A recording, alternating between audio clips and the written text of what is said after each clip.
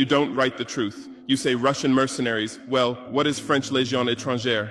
Aren't they mercenaries? What is American Blackwater Academy? What is British G4S? What is Israeli Black Cube? They are security companies. Wagner is a threat. Why? Because Wagner isn't yours. And the terrorism issue?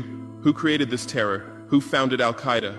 1980s, Afghanistan, CIA, Pakistan ISI, Saudi money, against Soviets. Bin Laden was CIA's man. You called them freedom fighters. Who supported Taliban? Again, you. Heroic mujahideen against Soviet occupation. You gave weapons, gave money, gave training, then you lost control. How was ISIS born? 2003, Iraq invasion. You toppled Saddam. You disbanded the army. You banned Ba'ath Party. You tortured in Abu Ghraib, and those people became ISIS. Then Syria. You said Assad must go. You said moderate rebels. You gave weapons. Those weapons went to ISIS, went to al-Nusra. You destroyed Libya. Who looted Gaddafi's weapon depots? Where did those weapons go? To Mali, to Niger, to Burkina Faso, to Nigeria, to Chad? Who strengthened Boko Haram? In 2009, Nigerian police killed their leader Mohammed Yusuf. Extrajudicial execution. What did you say? Nothing. Where were your human rights organizations? Silent. Then revenge started. Boko Haram radicalized. But where did they find weapons? From Libya that you destroyed. And now you come to lecture us about fighting terrorism. You're helping us clean up the monsters you created? No, we've seen the game now. Terror is your Trojan horse. You come with the excuse of terror, you stay, you exploit. But it's over now. We'll provide our own security, we'll fight with our own methods, and we'll win. Because we are the children of this land. We know this land, we know these people. We can distinguish terrorist from villager. We don't fight from drones, from satellites, from 10,000 kilometers away like you. And we're winning. In Mali, in Niger, in Burkina Faso, terror is ending. Villages are safe. People are hopeful. Because now our own army, our own police are fighting, not for foreigners, but for the people. But you can't digest this. You say democratic backsliding. You say human rights violations. Which democracy? Which human rights? How many people are detained without trial in Guantanamo? What happened in Abu Ghraib? Who did you kill in Bagram? Who did you torture in CIA's black sites? Why is Julian Assange in prison for exposing your war crimes? Why did Chelsea Manning spend years in prison for leaking the truth? Why is Edward Snowden a fugitive for revealing you spy on everyone? And you lecture us about human rights. How many civilians died in your drone strikes? You say collateral damage and move on. How many weddings did you strike in Pakistan, Yemen, Somalia?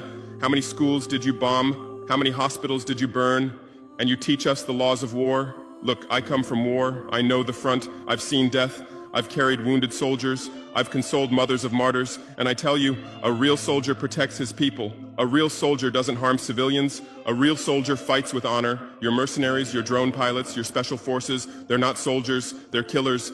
They kill people by pressing buttons from 10,000 kilometers away, then go home and play with their children. We don't fight like that. We look our enemy in the face. We protect civilians. We fight with our honor. We die with our honor. And we'll win.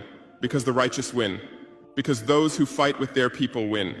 Because those who fight for their land win. Let's return to your media. I know how you work.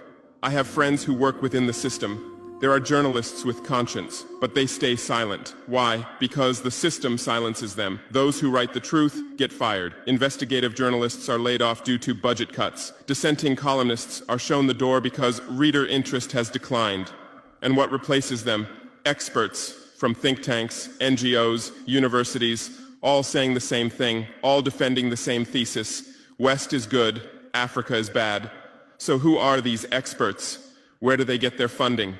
National Endowment for Democracy, NED, American Democracy Exporter, CIA's legal arm, has fingers everywhere, funds opposition, directs media, creates civil society. Open Society Foundations, George Soros's organization, says open society, but open for whom? Open to what? Open to exploitation, open to intervention, open to manipulation. Ford Foundation, Rockefeller Foundation, Bill and Melinda Gates Foundation, all in Africa, doing aid. But what do they get in return? Control, data, influence. And your media is their trumpet. You headline, Gates is saving Africa. But you don't say, how many African children were paralyzed by Gates's vaccine trials? How many farmers committed suicide because of Monsanto seeds? You're masters at storytelling, but always the same story. White savior. Remember Live Aid? 1985.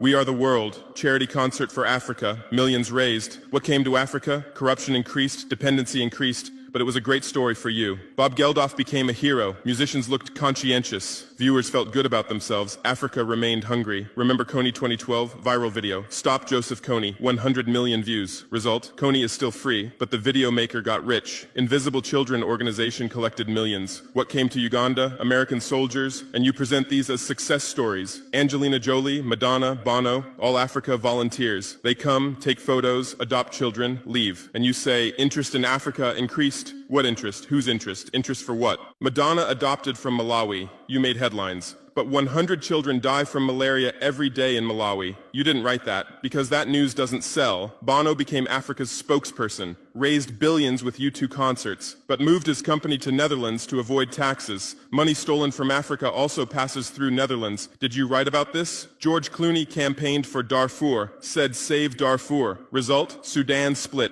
Oil remained in South